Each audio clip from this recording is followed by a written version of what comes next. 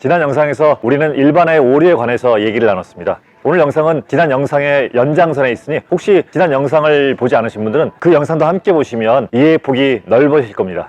우리는 이미 일반화에 대해서 잘 알고 있고 우리 생활에서 의식하지 못하고 범하는 일이라는 것을 알게 됐습니다. 일반화의 오류를 범하는 이유는 여러 가지가 있겠지만 오늘은 왜곡과 삭제를 함께 설명해서 이해를 돕도록 하겠습니다.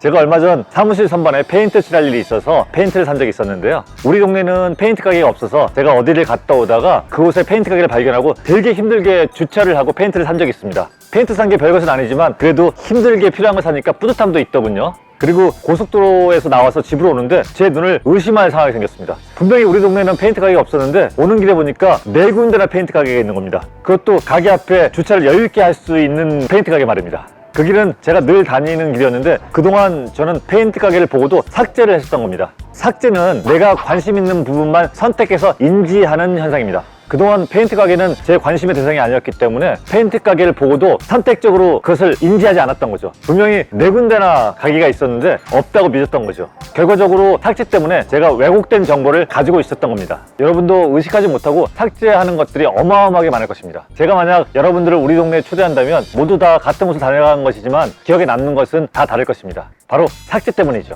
선택적으로 관심이 가는 정보들만 받아들인다는 겁니다. 아마도 인간이 생존할 수 있는 것은 이렇게 삭제를 할 수 있기 때문이라고 생각합니다. 이 많은 정보와 현상들을 다 받아들인다면 어디다 저장하겠어요? 그래서 늘 받아들일 수 있을 만큼만 선택해서 저장한다는 것이죠. 제가 조금 전에 삭제에 의해서 우리 동네는 페인트 가게가 없는 것으로 정보를 왜곡했다고 말씀드렸는데요. 왜곡은 삭제에 의해서 생기는 현상이기도 하지만 일반적으로 왜곡은 내 무의식의 상태에 따라서 현실을 실제와 다르게 인식하는 것을 말합니다. 예를 들어서 길을 가다가 마주오는 사람이 씩 웃고 가면 그 사람은 다른 이유로 웃은 것인데 자기를 비웃는 것이라고 인식하고 불쾌해하는 것과 같은 것입니다. 운전을 하고 하는데 앞에 차가 갑자기 휙 끼어들면 보통은 일반적인 일로 인식하는데 자기를 무시해서 그 차가 끼어들었다고 생각하고 하이빔도 쏘고 빵빵거리고 하는 거죠. 아니면 자기가 여자라서 끼어들었다고 생각할 수도 있고요. 앞에 끼어든 사람은 뒷차 운전자가 누구인지 전혀 신경도 쓰지 않는데 말이죠. 이렇듯 왜곡은 자기 자신 안에서 자가 발전을 합니다. 여러분도 어떤 현상을 왜곡해서 받아들여서 화가 나기도 하고 답답했던 경험들이 있을 것입니다. 혹은 긍정적으로 받아들여서 김칫국부터 마신 경우도 있을 것입니다.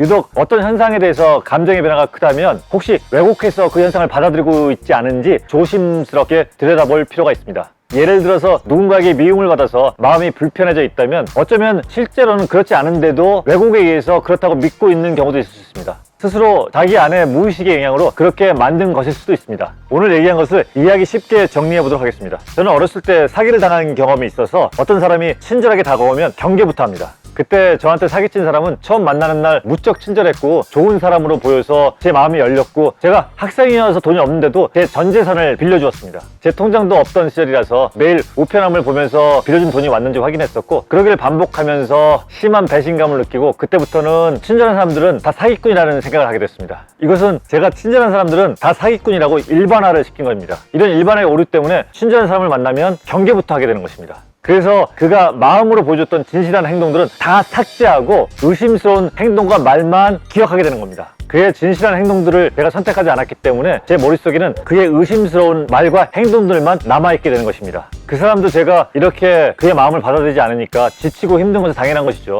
관계라는 것이 서로 주고받아야 되는데 제가 무조건 차단해서 진전이 안 되니까 점차 저에게서 멀어지게 됩니다. 저는 그 모습을 보고 역시 저한테 사귈 치료도 안 되니까 이젠 떠나는구나 하고 생각하게 됩니다. 이게 바로 왜곡입니다. 그가 저로부터 멀어진 현상을 제가 왜곡해서 받아들이게 된 것이죠. 여러분, 일반화 삭제 왜곡이 우리 삶에서 어떻게 일어나는지 이해하시겠죠? 전 친절한 사람 좋아합니다. 조금 전에 드린 말씀은 여러분의 이해를 돕기 위해서 저를 주인공 만들어서 비유로 설명한 겁니다. 이렇게 분명히 말씀드렸는데도 말의 비밀은 친절한 사람은 의심한대 라고 받아들이는 사람이 있을 것입니다. 이것이 바로 삭제죠. 자기가 필요한 정보만 선택적으로 받아들이는 현상입니다. 일반화 삭제 왜곡을 줄이면 우리 삶이 더 풍요롭게 될 수 있습니다. 여러분이 지금 경험하고 있는 일반화 삭제 왜곡은 무엇이 있는지 생각해보는 계기가 되었으면 좋겠습니다.